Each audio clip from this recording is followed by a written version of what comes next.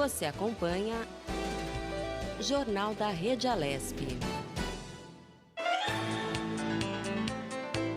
Legal, estamos de volta. Um ótimo dia para você. Seguimos com o Jornal da Rede Alesp, trazendo muita informação, prestação de serviço e também muita conversa, muita entrevista, muito bate-papo. Recebemos aqui na Rede Alesp a deputada Carla Morando, do PSDB. Ela vai falar justamente sobre as ações de combate à Covid-19. Priscila. Bom dia, deputada. Tudo bom? Bom dia, Priscila. Tudo bem? Tudo bem todos da Rádio Alesp? Tudo bom. Deputada, eu queria que a senhora falasse um pouquinho, então, da aprovação, né, do PL 350 de 2020. Eu queria que a senhora desse uma atualizada, então, para quem está em casa entender um pouquinho sobre esse projeto. Tá. Foi um projeto que a gente chamou aí na Alesp de projetão, né? Foi uma união de muitas leis que foram colocadas, muitos projetos de leis colocados aí pelos deputados durante esse período de pandemia.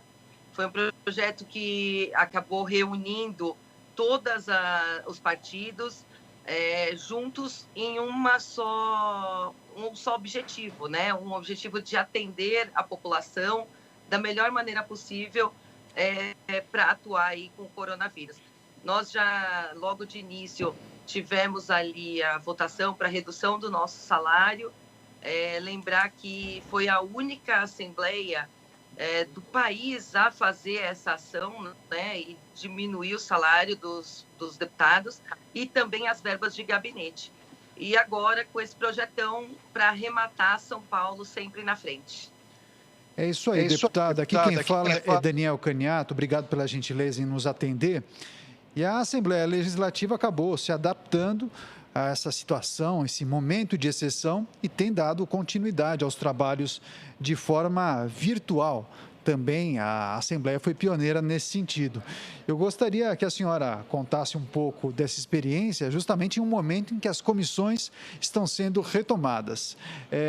É possível utilizar a tecnologia e atender às demandas do dia a dia do Legislativo paulista, mesmo de forma virtual, deputada? Sim, na verdade, tudo foi retomado aí com o plenário. Nós tivemos aí uma experiência muito boa.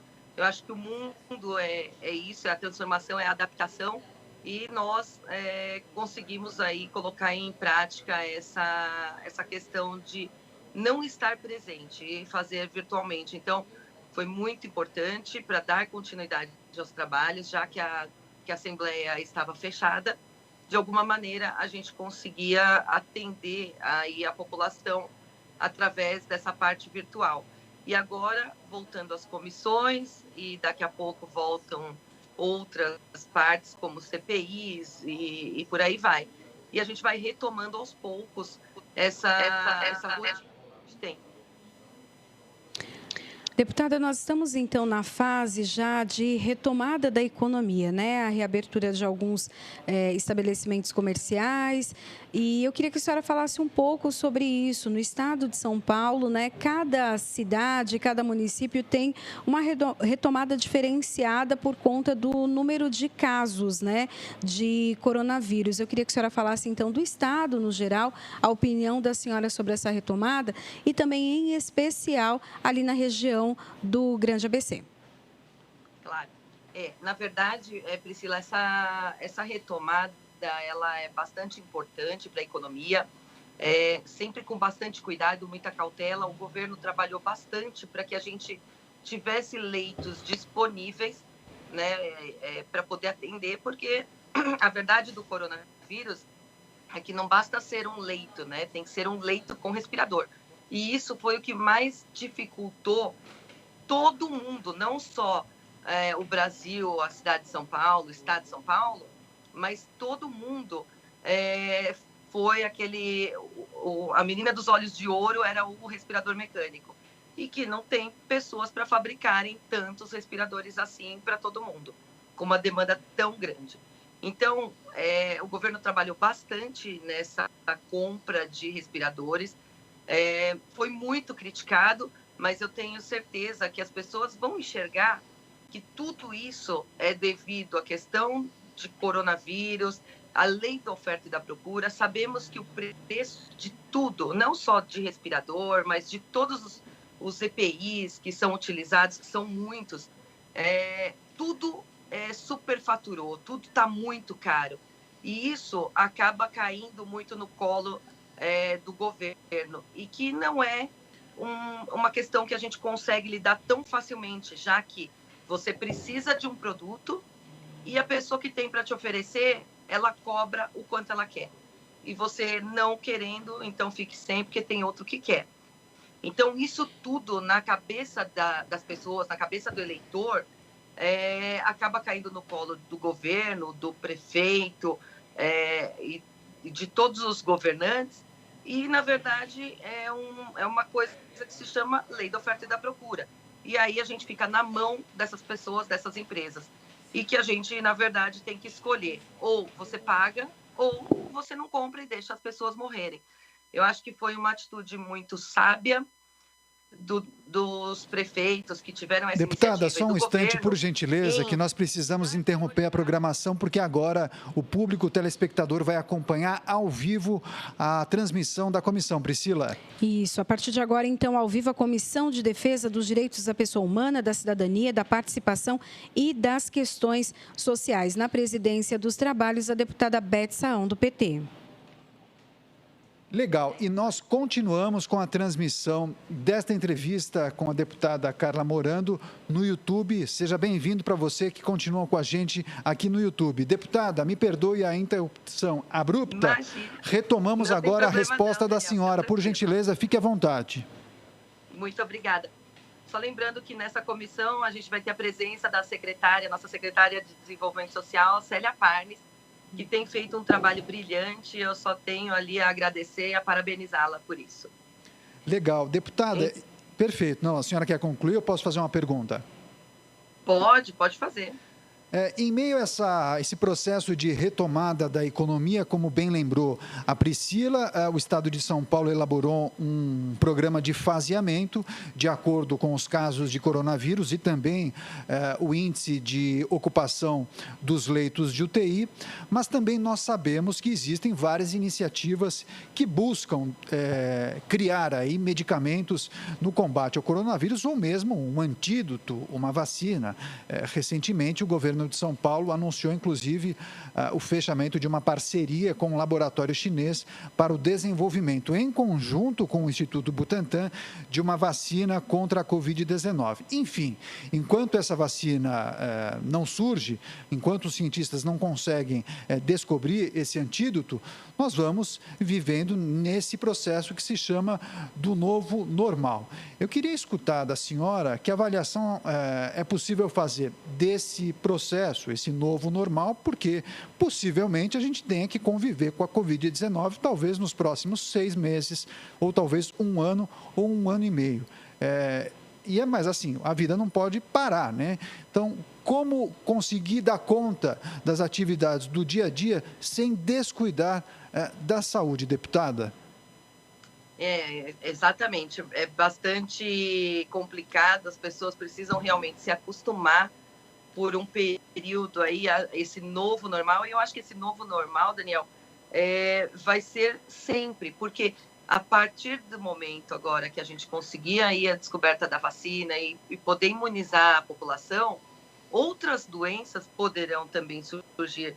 Então, aquela coisa, né, de abraço, beijo, eu acho que isso tudo ficou bastante comprometido. Eu fico muito triste porque eu tenho uma coisa que eu beijo todo mundo, eu abraço todo mundo.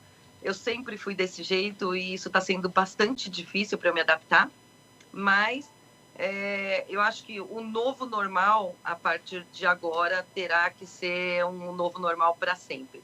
Cuidados com onde você coloca a mão, não pôr a mão no rosto, a utilização de máscaras em alguns locais que tenha muita aglomeração, o uso, isso tudo, lógico, depois da vacina, que eu quero dizer, né? Essa coisa do corona vai deixar aí uma nova maneira de se viver e que a gente vai ter que se adaptar. Infelizmente, ele está aí, não tem como voltar atrás, e também outras doenças podem surgir, né? A gente não sabe quando, como, onde, mas é um fato que a gente não pode descartar. Então, o novo normal vai ter que ser uma coisa para sempre. É isso que eu avalio hoje. Posso estar enganada, mas eu acho que a gente vai ter algumas mudanças de hábito, como teve quando aconteceu aquela crise hídrica, que nós tivemos que fazer uma mudança toda, né, na economia de água, sem água. Então, aquilo tudo foi se adaptando. Quando a gente teve aquele apagão, onde as pessoas deixavam muitas luzes acesas, as coisas mudaram e mudaram para sempre. Então, acredito que o coronavírus também vai deixar esse legado aí de uma mudança para sempre. Mas, voltando à questão da retomada, eu acredito que a retomada é muito importante. Eu também sou comerciante e também sofri bastante com as lojas fechadas durante 2 meses e meio, quase 3. É difícil de segurar as pontas, porque você tem os compromissos, porque você não para de pagar, né? Não para de pagar nada, a não ser você coloca lá um funcionário lá em suspensão, para que não fique nas suas costas somente o valor, mas o resto todo não tem como você sair. Então, as contas todas chegam, mas você não tem nenhum tipo de entrada na empresa para pagar isso tudo, para sanear. E quem tinha um capital de giro conseguiu segurar, que foi o que eu fiz. Eu consegui segurar isso tudo, negociei aluguel, negociei bastante coisa para tentar passar aí o menos prejudicado possível, conseguindo pagar as contas, mas muitas pequenas microempresas não conseguiram segurar e acabaram fechando as portas, o que é muito triste e o que acaba dificultando bastante a retomada aí da nossa economia. Nós sabemos que era imprescindível ter essa medida, já que o mundo mostrou que a única maneira de se controlar a evolução muito rápida do coronavírus era através do isolamento social, e ninguém fica inventando roda, né? Então, se você percebe que a China fez dessa maneira, controlou o Japão, a Coreia, aí depois veio para a Itália, onde foi aquela tragédia, e eles só conseguiram segurar depois que foi feito esse controle, esse isolamento social. Não tem por que a gente ficar aqui tentando inventar outra maneira, já que mostrou aí pelo mundo que a única maneira seria o isolamento. Então, eu acredito que o governo tomou as atitudes aí impecavelmente, apesar de muitas reclamações de quererem retomar o comércio, mas não adianta retomar o comércio e você não ter nem funcionários para trabalhar se todo mundo pegar ao mesmo tempo. Então, isso é tudo muito complicado. Entendo a questão que as pessoas colocam do comércio, entendo também a questão do isolamento, e eu acho que isso não adianta ninguém procurar um culpado, né? Um culpado para colocar o problema que aconteceu. É um problema que veio, a gente vai ter que encarar. Todo mundo vai ser prejudicado, não só o comércio, mas o próprio governo, porque o governo depende de verbas que são arrecadadas com o imposto que é gerado através da economia. Então, o governo é prejudicado, o comércio é prejudicado e a população principalmente. Mas era uma coisa que haveria de ser feito. Então, todos sairiam ali prejudicados de qualquer forma, mas com vida, que eu acho que no momento é o que mais importa para nós que estamos aqui no lado de que tomam decisões, né? O governo, o prefeito, como eu sou esposa do prefeito daqui de São Bernardo do Campo, então a preocupação que eu vejo, sou líder do PSDB, né? Líder do governo do PSDB, que é do Dória, então assim, eu vejo que a preocupação tanto do governador quanto do prefeito aqui de São Bernardo é a vida das pessoas.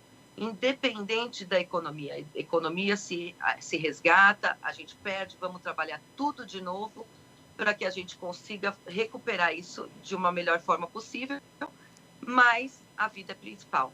Então, eu quero até deixar aqui a minha gratidão ao governo, João Dória, ao prefeito Orlando Morando, aos prefeitos e todos os governantes que tiveram o cuidado com a vida da população em detrimento à economia. A economia a gente consegue, a vida a gente não recupera nunca mais. É verdade. Parabéns pelo trabalho, deputada. Nós falamos agora com a deputada Carla Morando, do PSDB. Muito obrigada pela sua participação. E sempre que tiver assuntos para nos atualizar, seja sempre bem-vinda com as suas entradas aqui para o Jornal da Rede Alesp. Obrigada. Obrigada, Priscila. Obrigada, Daniel. Obrigada a todos da Rede Alesp, a todos os ouvintes e também os internautas. E eu queria fazer um apelo. Dá tempo? Claro, fica à vontade. Quero fazer aí um apelo a todas as pessoas que estiverem nos ouvindo para que elas tomem cuidado. O coronavírus não foi embora, ele está aí. A gente precisa se proteger. Então, faça somente o que for necessário, saia somente se for necessário. Procure ficar o maior tempo possível dentro da sua casa, porque é assim que a gente combate, não tem outra maneira. Hoje, nosso estado está bem equipado. Nós temos quase aí 8.800 leitos de UTI. A cidade aqui de São Bernardo do Campo, nós temos 29 leitos de UTI por cada 100 mil habitantes. É um número muito expressivo, tanto que a cidade ficou aí a segunda cidade mais equipada para atender as demandas aí do coronavírus, a segunda menos vulnerável do país. Né? Então, fique em casa, tome cuidado, a retomada deve ser feita, mas de uma maneira muito consciente e muito respeitosa, porque o coronavírus não sumiu. Então, saia de casa com a luva, com a máscara, dentro dos horários que são os do comércio, que é das 11 às 15, o do shopping, que é das 16 às 20, respeitando esses limites. E tomar muito cuidado em locais com aglomeração, distanciamento de 1,5 metro. Isso tudo é muito importante, porque a vida é muito mais importante do que você sair para fazer uma compra ou da economia. Muito obrigada a todos e um beijo.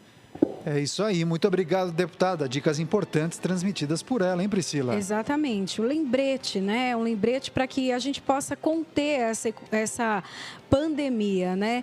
A gente sabe que a doença está aqui, está em circulação, as pessoas estão assintomáticas e, por conta disso, estão transmitindo o vírus, mas com todas essas dicas que a deputada falou, realmente é um momento que a gente consegue segurar um pouco essa contaminação, essa proliferação.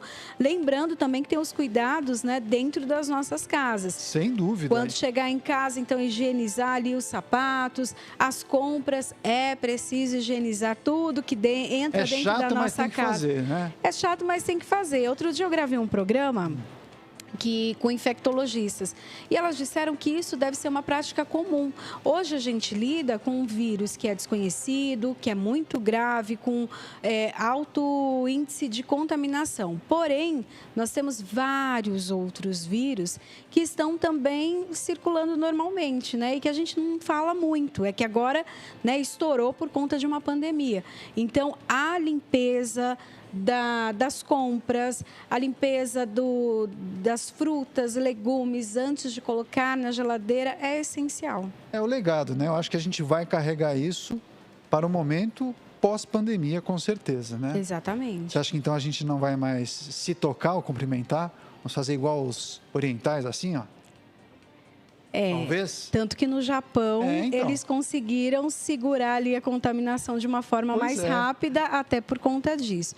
Eu acho difícil, porque brasileiro é mais, né, acalorado. É verdade, brasileiro fala se tocando, né? Exatamente. Encosta no braço, enfim. Mas a gente, por um bom tempo, vai tomar bastante cuidado. Sem dúvida alguma, com certeza. É isso aí, gente. Muitas informações girando sempre com entrevistas, informações do dia a dia e também dicas importantes aqui no Jornal da Rede Alesp. Tem mais informação, porque um estudo que foi conduzido por pesquisadores da Universidade de Oxford, na Inglaterra, aponta que a dexametasona, que é um esteroide barato e amplamente usado, como um grande avanço no combate à doença respiratória que é provocada pelo novo coronavírus. Resultados de testes anunciados ontem por médicos ingleses mostraram que a substância, que é usada para diminuir inflamações de outras doenças, reduziu as taxas de mortalidade em cerca de 1/3 entre pacientes de Covid-19 hospitalizados em estado grave. Eles avaliaram 2.000 pacientes em estado grave que tomaram a medicação. O risco de morte entre os que estavam com ventiladores pulmonares caiu de 40% para 28%. Para aqueles com oxigênio, caiu de 25% para 20%. Não houve efeito para as pessoas que tinham quadro leve. O presidente da Sociedade Brasileira de Infectologia, Clóvis Arnes da Cunha, no entanto, já admitiu que na fase inicial da doença, ou seja, em pacientes que apresentam tosse, perda de olfato, febre e dor muscular, o corticoide não tem benefícios práticos para o tratamento de Covid-19. É engraçado isso, porque ontem, inclusive, eu estava fazendo uma pesquisa, porque nós sempre procuramos levar sempre a melhor informação para você que nos acompanha.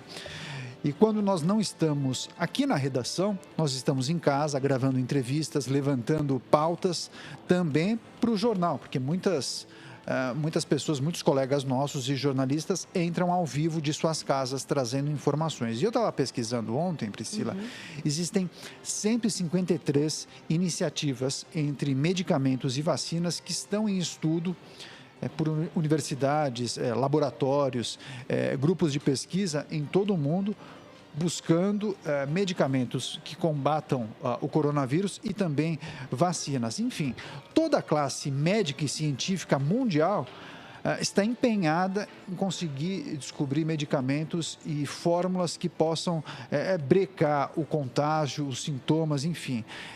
Certamente, também na área médico-científica, a gente vai identificar avanços após a pandemia, porque os melhores estão mobilizados para identificar substâncias que possam brecar a proliferação da pandemia. Exatamente. E há uma expectativa de que grande parte da população mundial seja contaminada com o coronavírus, né, que tenha a Covid-19. Porém, o que eu costumo até dizer, o importante é que a gente, se tiver, né, que passar por isso, que a gente passe mais para frente. Porque quem teve a doença logo no início, não se sabia direito o tratamento, ainda não temos a vacina, a falta de respiradores, falta de EPIs. E se a gente conseguir, usando a máscara, tomando os cuidados necessários, se tivermos, né, então, essa contaminação, que seja bem mais para frente, já com novos medicamentos descobertos, a vacina. Então, a possibilidade assim, de um tratamento menos agressivo, né? Ele é maior. Então, a ideia é de tentar o máximo possível não se contaminar nem agora, nem depois, né? Mas se puder deixar para mais para frente, quando tiver, então, essas alternativas, é melhor. Sem dúvida alguma. Olha só, ótimo dia para você que está na sintonia da Rede Alesp. Você que está chegando agora, seja muito bem-vindo. Chegou o momento de mais entrevista, de mais bate-papo, sempre com a melhor informação aqui no Jornal da Rede Alesp. A gente vai conversar com a procuradora Alessandra Rangel. Ela vai falar sobre a proteção de servidores e profissionais terceirizados do sistema prisional de São Paulo contra a situação de pandemia do novo coronavírus. Priscila.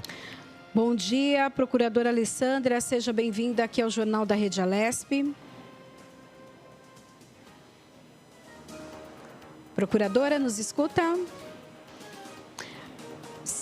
Tivemos um problema com o áudio da procuradora, a gente já vai fazer uma reconexão, daqui a pouquinho ela entra ao vivo com a gente e a gente segue com essa entrevista, mas a Priscila falava, e eu também, sobre essas medidas que vêm sendo tomadas em todo o mundo para identificar remédios, substâncias e também uma vacina que possa colaborar com brecar o contágio, né, da pandemia do novo coronavírus ou também curar a pessoa que está contaminada, enfim. A gente torce para que isso aconteça e eu quero lembrar também que aqui em São Paulo há uma iniciativa nesse sentido. O governo do estado de São Paulo, por meio do Instituto Butantan, fechou uma parceria com um laboratório chinês para o desenvolvimento de uma vacina. E aí eu fico pensando, Estados Unidos, Reino Unido, vários países da Europa, Ásia, todos mobilizados. Imagina se a gente descobre a vacina no Brasil, que orgulho, seria muito legal. Claro que a torcida é para que qualquer cientista, país, descubra a vacina, mas seria uma honra o Brasil largar na frente e conseguir descobrir esse antídoto. Seria incrível, né? Exatamente. Olha, a gente sempre escuta dos pesquisadores aqui do Brasil e até do mundo que o Brasil tem um celeiro de pesquisa, tecnologia muito grande. Então, eu acredito que com o investimento... Outra questão também nas universidades. Sem dúvida. Né? A gente vê que dentro das universidades há um movimento muito grande, né, para encontrar alternativas, né? Seja vacina, seja medicamento, e é muito orgulho isso, né? Muito, nossa. E é engraçado, porque nem sempre as pessoas têm esse conhecimento, né? Mas nós temos cientistas, pesquisadores, médicos super talentosos, reconhecidos pela classe médica científica internacional. E nesses momentos de dificuldade, naturalmente, os nossos profissionais acabam se destacando, mesmo em meio a um cenário não muito propenso, porque falta recurso, nem sempre os governos e as autoridades acabam destinando um valor suficiente para que as pesquisas consigam se desenvolver, claro, em comparação com outros países, mas enfim, a gente está na torcida aqui para que muito em breve a vacina e os remédios que possam brecar o contágio do novo coronavírus surjam, sejam concluídas, e aí sim a gente vai poder ter uma vida um pouco mais tranquila e aí a gente vai dar essas notícias aqui com certeza, não é, Priscila? A gente não vê a hora, né, de começar a dar notícias que realmente tragam esperança. A gente tenta, né, dentro do nosso jornal, sempre trazer alguma notícia que traga esperança à população, que traga uma luz no fim do túnel, né, que a pessoa possa olhar ali e falar, poxa, há uma esperança, né, nós não estamos perdidos nisso. E que bom que o Brasil tem criatividade. Isso que é lindo no brasileiro, né? Verdade. Criatividade. Eu não gosto do jeitinho brasileiro. Não. Eu acho que isso não é legal, porque acaba abrindo espaço para corrupção e para várias outras coisas. Jeitinho brasileiro eu não curto. Agora, a criatividade do brasileiro é maravilhosa. A gente nunca deixa a peteca cair. Nunca, é verdade. Muito bem lembrado.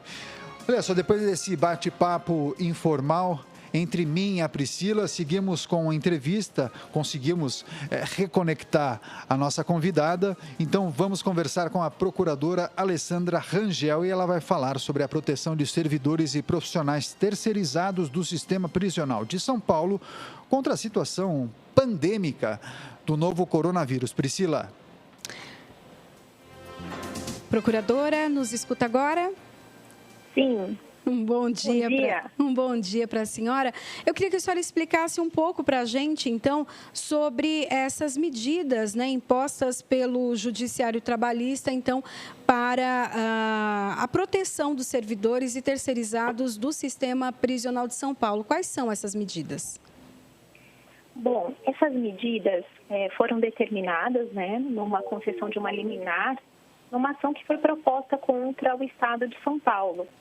Essa ação ela foi inicialmente ajuizada pelos sindicatos que representam os servidores do sistema prisional, o Sinfuspesp, o Sindicop, o Sindasp, e posteriormente o Ministério Público do Trabalho também ingressou como autor nessa ação, acrescentando alguns pedidos a essa ação. E após uma tentativa frustrada de conciliação com o Estado, com o governo estadual, a juíza concedeu parcialmente uma liminar. E essa liminar, ela é realmente muito importante, porque ela traz diversas medidas essenciais para o combate da pandemia. Como, por exemplo, né, vou citar aqui as medidas que foram determinadas. A entrega de equipamentos de proteção individual, como máscaras, luvas, óculos, aventais, tudo aquilo que for necessário para proteger esse trabalhador no exercício da sua função. Também foram determinadas a entrega de insumos para a higiene pessoal, para a higiene ambiental, em quantidade suficiente para que isso seja feito de forma efetiva. Também foi determinado o afastamento dos servidores que integram o grupo de risco, né? Então, a gente sabe aqueles trabalhadores, os idosos, portadores de doenças, gestantes. Então, foi determinado o efetivo afastamento desses servidores. Também a aceitação da autodeclaração de doença pelo servidor, com imediato afastamento. E essa doença tem que ser considerada acidente de trabalho, tá? Desde que ele tenha apresentado aí um contato nos últimos 14 dias com a doença. Também, uma outra medida que foi determinada foi a elaboração de um plano de testagem, que realmente vinha sendo omitido aí, né, dessa categoria, um plano de testagem e a implementação desse plano de testagem no ambiente prisional, seja também dos servidores e dos custodiados também, dos detentos. Perfeito. E, não, por favor, conclua, doutora. E a extensão dessas medidas aos terceirizados, né? Alô, pois não. Oi, doutora, queria só relembrar para o público que acompanha o Jornal da Rede Alesp, porque, segundo as entidades sindicais, há milhares de pedidos de afastamento de servidores, como bem a senhora mencionou, com sintomas de coronavírus, inclusive casos de internação e também acometimentos graves da doença, além de óbitos comprovados. Essa liminar conseguiu atender a totalidade das reivindicações dos servidores e terceirizados, ou alguma reivindicação acabou ficando de lado? Conta para a gente o que foi pedido e se tudo foi entregue ou atendido. Então, nesse primeiro momento, ficaram realmente de fora alguns dos pedidos, mas realmente os mais importantes foram contemplados, né? Alguns pedidos como implementação de teletrabalho, quando possível, por exemplo, na área administrativa.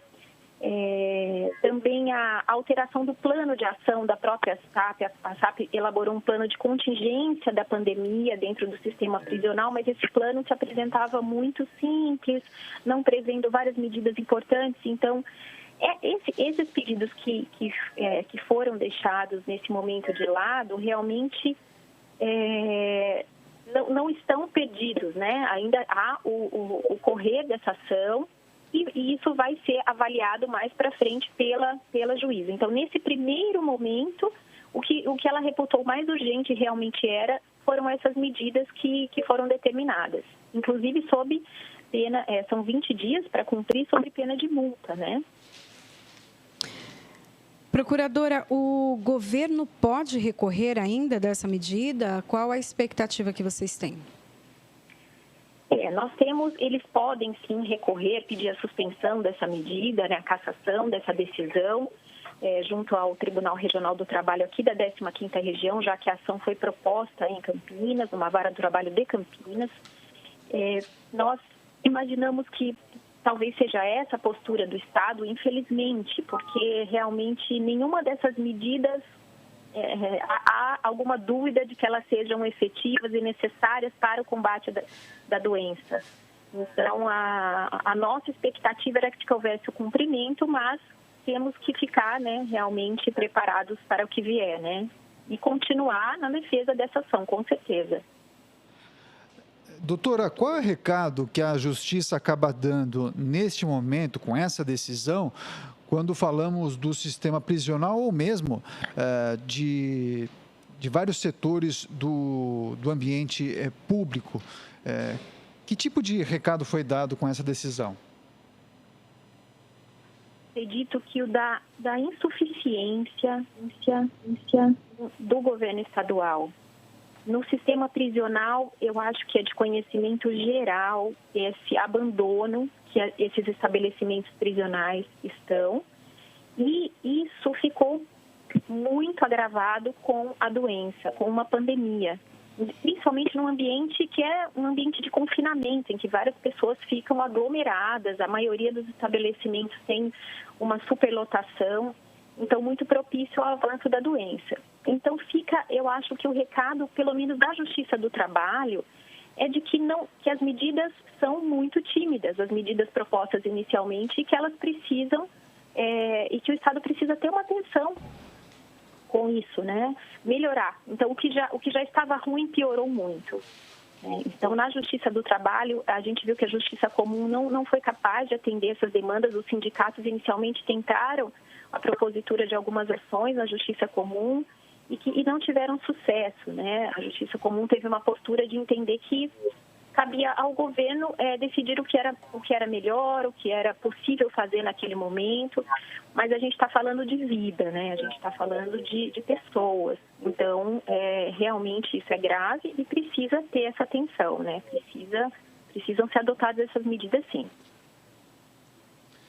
Legal, doutora. E digamos que, em meio a essa decisão e esse processo, a senhora acredita que isso possa servir de exemplo, inclusive, para outros estados ou mesmo outras localidades, para que essas medidas sejam tomadas permanentemente durante a pandemia do novo coronavírus? É o que nós esperamos. Eu recebi realmente mensagens de colegas procuradores de outros estados, tirando dúvidas sobre essa ação, querendo replicar essa nossa atuação aqui em outros locais, porque realmente a gente, como eu disse, é de conhecimento geral o abandono do sistema prisional, né? E a gente não pode esquecer o impacto que esse abandono tem na vida de toda a sociedade. Por exemplo, no caso da pandemia, o agravamento da situação dentro do sistema prisional tem um impacto muito grande na saúde pública, porque essas pessoas, tanto servidores como detentos, serão tratados no sistema de saúde pública, e também um afastamento em massa de servidores comprometeria com certeza a segurança pública, não é? Um déficit nesse momento muito grande de servidores, como é que nós ficaríamos com a segurança desses estabelecimentos? Então, as pessoas precisam enxergar, né? Não é uma vida, isso não afeta a minha vida, está lá dentro de um presídio, mas sim afeta a vida de todos. Então, a gente precisa ter um olhar sobre isso. Mais a participação da procuradora Alessandra Rangel, que falou sobre a liminar que garante proteção de servidores e terceirizados do sistema prisional de São Paulo contra o novo coronavírus. Alessandra, parabéns pelo seu trabalho, pela iniciativa. Muito obrigado pela entrevista e boa sorte para a senhora. Obrigada, eu que agradeço o espaço, viu? Bom trabalho. Obrigado. Obrigada. Falamos então com a Alessandra Rangel, procuradora. Legal, seguimos com mais informação e notícias aqui no Jornal da Rede Alesp. Olha só, uma pesquisa de uma empresa paulista particular em parceria com a FAPESP, Fundação de Amparo à Pesquisa do Estado de São Paulo, desenvolveu um tecido com micropartículas de prata na superfície que demonstrou ser capaz de inativar o coronavírus. Os testes de laboratório comprovaram que o material foi capaz de eliminar 99,9% da quantidade do vírus depois de 2 minutos de contato. O desenvolvimento do material teve a colaboração de pesquisadores do Instituto de Ciências Biomédicas da Universidade de São Paulo, o ICB-USP, e também com a colaboração da Universidade Espanhola Universidad Jaume I. Agora, os pesquisadores entraram com um pedido para a patente do produto e aguardam a liberação para a fabricação do tecido no Brasil. Jornal da Rede Alesp. Quando a gente fala que o brasileiro é criativo, é mesmo, né? Quando a gente fala de criatividade, claro que a gente pode falar de coisas muito sérias, né? Ainda mais durante a pandemia do novo coronavírus, sobretudo porque as pessoas precisam dar um jeito de trabalhar, mas também de respeitar distanciamento social, mesmo as regras sanitárias e de higiene. que situação, o que de mais curioso você viu no seu dia a dia? Pode ser um motorista de aplicativo que tenha colocado um papel filme para separá-lo da parte do passageiro. O que você viu de curioso que tenha chamado a sua atenção durante a pandemia? Ou algum comerciante que começou a oferecer álcool em gel? Você chegou a constatar alguma coisa diferente? Você falou, olha, esse cara foi criativo e talvez isso dê certo, talvez ele consiga clientes também por conta disso. Alguma coisa chamou a sua atenção? Não no comércio, mas algo me chamou a atenção. No final de semana eu assisti uma peça de teatro pelo aplicativo Zoom. E aí? Foi muito bacana, eu gostei muito. Eles conseguiram conectar pessoas do mundo todo. Então, nós tínhamos pessoas de vários estados. Os atores estão espalhados pelo estado de São Paulo. Tem, inclusive, uma atriz que é sueca e está na casa dela também, cada um na sua casa. Eles não fizeram no teatro? Não. Cada ator estava na sua residência? Na sua casa. Cada um lá fazendo a sua atuação e todos eles conectados ali no Zoom e todos nós, espectadores também. Então, assim, um teatro virtual com 244 pessoas conectadas, assistindo a 18 atores interpretando e no final nós tivemos ainda um bate-papo com os diretores, toda a produção e os atores dentro de um chat. Então foi muito bacana, nós tivemos pessoas dos Estados Unidos assistindo, de outros países, então foi bem criativo e uma estratégia também para o teatro. Inclusive, o diretor falou sobre isso, que eles chegaram no momento que o teatro, os cinemas, vão demorar um pouco ainda. Há quem diga que vai ser o último setor a ser reativado. O último. Sim, porque há uma aglomeração. Não, e é fechado, como, né? E é fechado. Então, assim, uma situação bem complicada. E por sobrevivência, eles criaram essa alternativa de um teatro virtual. Mas como funciona? Vocês têm que depositar um dinheiro antecipadamente? Como é que é? Essa primeira fase eles fizeram com ingresso gratuito. Então, você entra no site da companhia, faz o cadastro e compra, né, o ingresso gratuito lá. Lá, quando você... Esse ingresso ele vai para o seu e-mail. Quando você abre lá o ingresso... Tem uma senha? Você clica já e entra para a sala do Zoom. Ele habilita um link para você entrar na sala. Isso, daí você entrou na sala do Zoom e já começa a assistir a peça. É muito interessante, eu gostei muito. Há, lógico, uma discussão se isso é teatro, se isso é audiovisual. Ainda há essa discussão, porém, é uma alternativa. Sem dúvida, eu acho que talvez seja mais uma maneira de se comunicar com o público, vai ser mais um formato que talvez se estabeleça no futuro, assim como as lives musicais. Sim. Que no pós-pandemia talvez isso permaneça, né? Talvez seja simplesmente uma nova modalidade.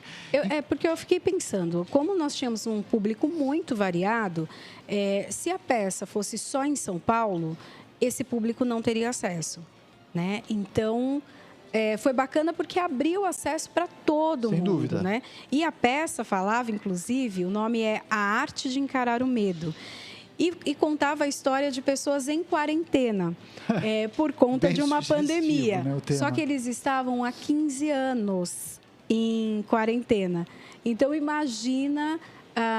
o enredo disso, como as pessoas se comportavam, como lidavam com o medo. E hoje a gente vive isso também. Muitas pessoas dentro de casa que ainda estão lidando com o medo, né? Além de toda a situação.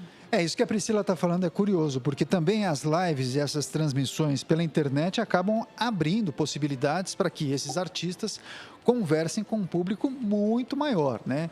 Então, é curioso porque, inclusive, tem alguns especialistas no show business, em música, sobretudo, que falam que talvez, no futuro, um artista, por exemplo, um cantor, ele consiga vender o show para vários lugares. Então, em vez de fazer um show numa festa do peão, numa cidade X, no fim de semana, ele vai vender o show para 15 capitais no próximo sábado, um exemplo é fictício, e aí ele consegue incrementar o seu faturamento também com essa venda do show virtual, digamos assim. Enfim, são muitas possibilidades e ao longo do jornal eu e a Priscila a gente vai trocando informações sobre coisas curiosas que a gente acaba identificando em meio a essa pandemia do novo coronavírus. Mas vocês sabem que nós movimentamos sempre a nossa equipe de jornalistas e repórteres. E eles entram por Skype, entram por videoconferência e trazem as informações do dia a dia. Priscila, quem é o nosso convidado agora? Nós recebemos agora, então, atualizando todas as informações, Luciano Teixeira. Bom dia, Luciano. Seja bem-vindo ao Jornal da Rede Alesp. Bom dia, Priscila. Bom dia, Daniel. Bem, vamos falar um pouco sobre projetos aí da Assembleia Legislativa, né? A Alesp aprovou ontem um projeto de lei com novas medidas para o período da pandemia do coronavírus, né? Entre elas está a permissão aí de multar pessoas que divulgarem informações de notícias falsas da Covid-19. O projeto segue agora para sanção e aprovação do governador do estado, João Dória. Ele foi aprovado numa sessão virtual por 64 votos a 17, prevê, né, entre outras coisas, que profissionais de saúde que atuam com a Covid-19 possam se hospedar em hotéis ou alojamentos, visando aí a proteção dos familiares, assim como as pessoas em situação de rua e profissionais estaduais de assistência social que atuam aí em meio aos riscos da doença, né? A mesma opção pode ser oferecida para as vítimas de violência doméstica, que terão a opção aí de receber um auxílio no valor de R$300, não cumulativo aí com outros benefícios relacionados à pandemia. Outras medidas também foram incluídas enquanto durar a crise do novo coronavírus, entre elas o uso da telemedicina na rede pública estadual, atendimento remoto em farmácias e drogarias e a suspensão dos prazos de validade de concursos públicos já homologados. Ou seja, se o concurso público tem uma validade de 2 anos, por exemplo, e terminava agora em junho, por exemplo, né, por causa da pandemia, ele vai ser prorrogado para mais um pouco, né, tirar esse tempo aí da pandemia, esses 3, 4 meses da pandemia. Os deputados também autorizaram o governo do estado a viabilizar a entrega de refeições gratuitas para pessoas em situação de rua nas unidades do restaurante popular e adotar providências para que não haja suspensão por inadimplência do fornecimento de serviços como energia, gás, água, tratamento de esgoto, considerados aí essenciais em meio à pandemia, né? Ou seja, é um projeto muito amplo, gente, eu estava olhando ele aqui, é um projeto que tem várias coisas, mas assim, um dos destaques, na minha opinião, é essa questão da telemedicina, né? Então, será permitido, está dizendo aqui, ó, capítulo 3 desse projeto, que segue para a sanção para o governador, saúde e ações de combate à Covid-19. Será permitido o atendimento médico através de telemedicina da rede pública estadual, enquanto durar a situação de calamidade, dos modos admitidos e regulamentados em normas próprias atinentes à matéria, abrangendo teleconsulta, que é consulta médica remota, mediada por tecnologias com médico e pacientes localizados em diferentes espaços geográficos. Telediagnóstico, emissão de laudo ou parecer de exames, por meio de gráficos, imagens e dados enviados pela internet, que deve ser realizado por médico com registro de qualificação especializada em área relacionada ao procedimento, né? Tem também uma questão dos meios de transporte. Os meios de transporte no âmbito de São Paulo deverá ser observada proibição de transporte de passageiros em pé, nos ônibus intermunicipais e regionais, distância mínima de 1,5 metro entre cada passageiro, obrigatoriedade do uso de máscaras, e aí tem várias outras questões. O projeto, gente, é bastante completo, né? Ele legisla sobre a vida, né, nesse momento de pandemia, de pós-pandemia. Eu acho que é um avanço bem interessante, né, feito aí pela Assembleia Legislativa de São Paulo, né, para melhorar essa história da telemedicina, por exemplo, né? Eu acho que é uma modernidade que está chegando, que é necessária para muita gente, né, que precisa de atendimento médico nesse momento. E, como eu falei, tem várias outras questões, marmitas para a população carente. Então, eu acho que é um projeto assim, super do bem, super bem-vindo e que é relevante e que é importante nesse momento de pandemia. Priscila e Daniel. É isso aí, Luciano. Boas informações e importantes observações também, porque justamente isso vai de encontro com o que nós estávamos falando, né? Também o uso da tecnologia a favor da população para tentar atender as necessidades da população em meio à pandemia do novo coronavírus, né, Priscila? É verdade. E a telemedicina, ela veio para ficar, né? Se eu não me engano, o uso dela já aqui no Brasil data 2012. Então, já tem bastante tempo que há a possibilidade do uso da telemedicina e ainda assim havia muita dificuldade, morosidade nesse aspecto. Então, vem para ficar e que provou que dá certo, né, Luciano?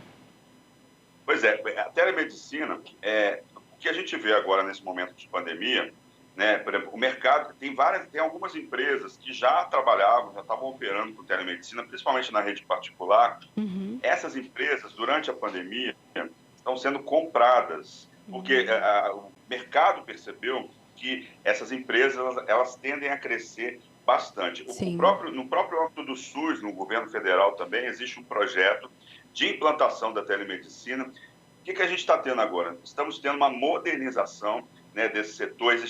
Antes da pandemia, existia uma resistência para a implantação da telemedicina e com a pandemia todas essas barreiras caíram e agora a gente pode ter aí uma forma de atender a população que, usando a tecnologia, através da mediação da tecnologia, que pode ser algo interessante para muita gente, ainda mais nesse momento, né, gente? Exatamente. É verdade, mas só fazendo um comentário em relação a isso, porque de fato a telemedicina não começou agora, mas existem alguns regramentos, algumas especificidades, porque não se pode, por exemplo, fazer uma consulta pelo WhatsApp, porque não é uma plataforma que garante a segurança dos dados daquele cliente. Então, existem plataformas específicas para garantir a privacidade das informações daquele paciente e também do médico. Luciano, temos mais alguma informação no seu boletim? Eu estou olhando aqui, né, tem também desse projeto que foi aprovado aí na Assembleia Legislativa, né, ficam autorizados incentivos fiscais para pequenas, médias e grandes empresas que, sem demitir qualquer um dos seus funcionários, ou seja, essa é um incentivo à não demissão, né, tenham alterado seu objeto de produção para fabricação emergencial de EPIs, respiradores, ventiladores.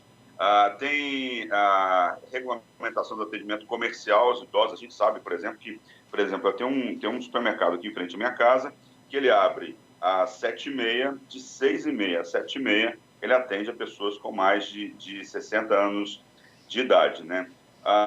Tem a questão do auxílio emergencial às vítimas de violência e divulgação dos canais de denúncia. Vai ser concedido um auxílio às mulheres vítimas de violência doméstica em valor mensal de no mínimo R$300, cabendo ao Poder Executivo um decreto disciplinar sua concessão, né? E falando um pouco, quer dizer, a gente está no momento em que a violência doméstica está aumentando, né? E isso acaba servindo como uma rede de apoio para essas mulheres, porque às vezes ela fica em casa com um companheiro e aí já sofria muitas vezes de abuso antes e na pandemia isso aumenta. Esse auxílio emergencial aprovado aí pela Assembleia pode ajudar, por exemplo, né, essas vítimas aí. Sei que não é muito, mas é um valor que já ajuda bastante essas vítimas de violência doméstica, Priscila, Daniel. Sem dúvida, é verdade. Importantes informações trazidas pelo repórter e jornalista Luciano Teixeira. Luciano, muito obrigado por sua participação. Parabéns, boa sorte e bom trabalho para você. Obrigada, Luciano. Obrigado. Bom dia para você. Tchau, tchau. Seguimos com mais informações aqui no Jornal da Rede Alesp. Eu, Daniel Caniato e a Priscila Silvério trazendo, claro, muita informação, prestação de serviço, tudo aquilo que você precisa saber para ficar muito bem informado e informada. O Ministério da Educação estendeu a autorização das aulas à distância nas universidades federais até o dia 31 de dezembro, substituindo as aulas presenciais. Essa portaria foi publicada no Diário Oficial da União de ontem, quarta-feira. Também estão liberadas as aulas praticadas como estágio obrigatório, exceto para o curso de medicina. As universidades estão com as aulas presenciais suspensas desde o início da pandemia no país, no mês de março. Cabe a cada instituição definir o currículo das aulas, a disponibilização de recursos tecnológicos aos alunos e como serão aplicadas as provas. Quem aderir a esse modelo deve informar ao Ministério da Educação no máximo em 15 dias após o início da substituição dessas atividades. Jornal da Rede Alesp. É curioso, né? Mas a gente falava antes da intervenção do repórter Luciano Teixeira sobre as muitas possibilidades que se abrem no campo da cultura e do entretenimento com a utilização das tecnologias, sobretudo nas transmissões por internet. A Priscila contava de uma peça de teatro que ela assistiu pelo aplicativo Zoom. E aí o Luciano fez uma entrada falando sobre o avanço legislativo, inclusive, para a utilização da telemedicina. E agora lemos uma notícia falando que o Ministério da Educação prorroga a autorização para as aulas à distância também utilizando esse tipo de tecnologia. Não adianta, Priscila, me parece que a tônica é justamente essa, né? Utilizar a tecnologia para ajudar as atividades do dia a dia. Isso vai permanecer, né? Sem dúvida, é um caminho sem volta. A gente só precisa, então, de ter uma tecnologia mais avançada e, principalmente, uma internet que funcione bem, né? Nós gravamos programas em casa e, às vezes, a gente tem problema com conexão. Então, a internet no Brasil ainda é um grande desafio, porém, nesse momento, eu acho que vai ser uma questão que vai ganhar peso aí para uma mudança. Na torcida pelo 5G, hein? Por favor. Na torcida. Rápida paradinha no Jornal da Rede Alesp. Daqui a pouco a gente volta trazendo muito mais informações e prestação de serviço. Não é, Priscila? É isso aí. Daqui a pouquinho a gente volta.